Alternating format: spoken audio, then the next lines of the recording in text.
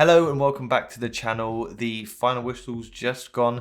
Sheffield United have been defeated by Manchester City. Not surprising, they've never beaten us in the Prem. The last top flight defeat came 4 months before I was born, so obviously this game was very much leaning towards Manchester City win, to put it very nicely. Came into this game, no Akanji, no Stones, of course, in the back. But we saw a more traditional back four. Obviously, Gvardiol and Walker staying quite wide. Walker probably pushing up a little bit more than Gvardiol, but definitely more of a conventional one than we saw against Newcastle. Silva stayed wide a bit more in this game. Foden in the Newcastle game came in a bit more, played in between those lines and kind of created a bit more than I think Silva did, especially in the first half. I think our first half play was, it wasn't great to watch, really. I think Pep not being there might have been a massive factor that I didn't really kind of first think would be an issue. There's really poor communication from quite a lot of the team. Gvardiol, misplaced passes, kind of trudging forward where he doesn't really know quite what he's exactly meant to be doing. Obviously, that's just a case of he's very new into the team. You need to give players time to play with Pep Guardiola, and especially with Grealish, the communication and the relationship between Grealish and Gvardiol really isn't there at the moment. I think that's something that we need to give time. But yeah, but it was everyone. It wasn't just Gvardiol. It wasn't just Grealish. Silva with silly, possession loss in the box where a bit of communication could have sorted that out. Yeah, so the communication I think was the key reason that the first half was so difficult for us. Saying that, Fotheringham, what an amazing game. Man of the match, personally, for me. Some incredible saves on there. The Haaland one where, you initially think as a goalkeeper, all right, he's going to go through my legs, but then his hand comes up for the chip. That was just insane. I really enjoyed his performance. Thought he was by far Sheffield United's best player and probably the best player on the pitch, especially for the first half. Found out in the game that he, saved his last 3 pens, but obviously didn't, wasn't needed in Haaland's pens. And that goes with our record of 70% of our penalties have been converted. 70% under Pep Guardiola. And that is the lowest of any team to have touched the Premier League within that time. There were moments in the first half where we did have good scoring opportunities, and as I said before, Fotheringham was just insane. But there wasn't as much penetrative play from the midfield as we've seen before. I think, Kovacic and Rodri as a double pivot, they were doing their job okay, but the progression just wasn't quite there. It was mental, by the way, that no penalty was given for the grabbing. At least one of them on Haaland.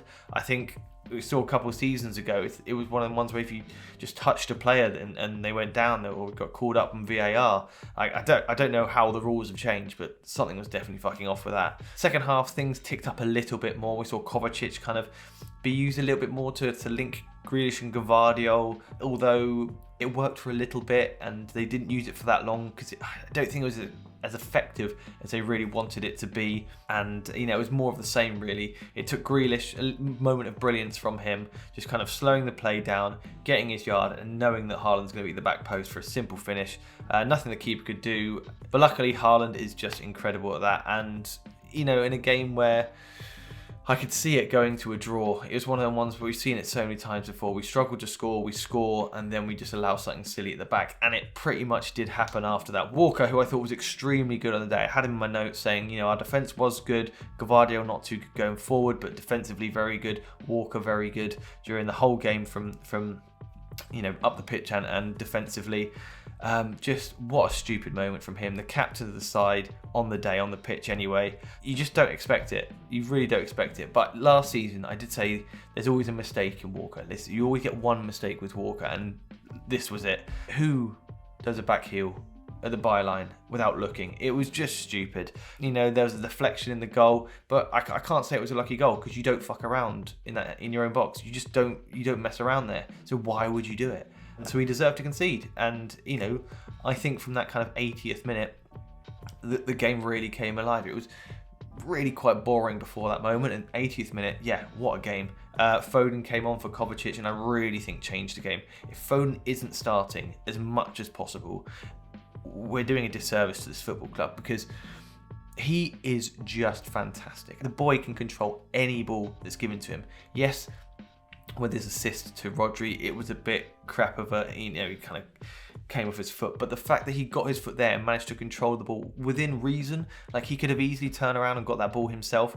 He's just pure quality, and luckily he came on immediately.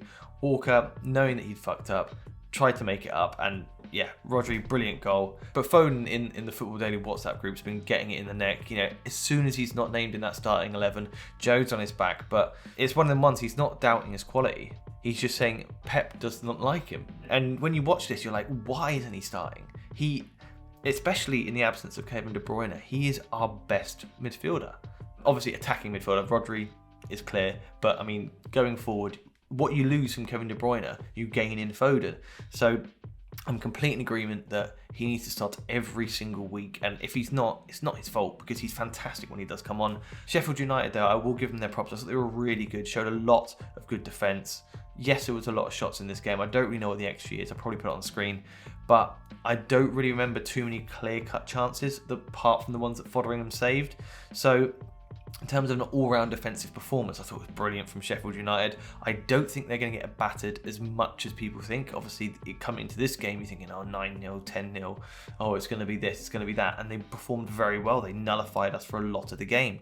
So, you know, very much props to Sheffield United. But, you know, City won on the day. Pep's 200th win in the Premier League, even though he wasn't there, which is the fastest, I believe, of any manager to get 200 Premier League wins. So, congratulations. And he's not going to see this, but I hope his back gets better. Fucking useless comment from me. Anyway, very brief roundup of the Sheffield United game. If you did enjoy my ramblings, please hit the subscribe button, like the video, and leave a comment saying, you know, oh, James, you missed this, you're not watching this, Foden's actually shit and should go to Saudi Arabia. Something along those lines. Anyway, thank you for watching again, and I'll see you next time.